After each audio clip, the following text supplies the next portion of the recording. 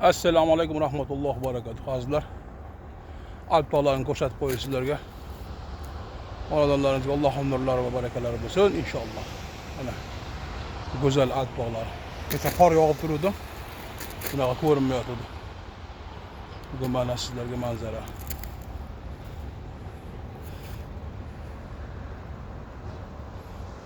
Ana. Oy jonivor. Mashallah. Tabarakalloh. Xullas, mana shu Qorboboni qishlog'i deb qo'yaman. Shunaqangi qor yog'di kecha. Orqasidan yomg'ir yog'di. Yerlarni mana bilchillatib eritdi. Yaxshi bo'ldi-da yomg'ir yoqqani. Iliqdan yomg'ir yoqsa havo iliq bo'ladi. Muzla. Yomg'ir yog'ib qattiq muzlama bo'lsa, sovuq bo'lsa muzlaydi. Ha, tak. Mana shunaqangi iliq bo'lib turibdi havo. Mana shu iliqda hozir dokumentlarni topshirib chiqib olamiz inshaalloh. Mana shu joydan 5-rampadan yukka ortdik. Mana qor.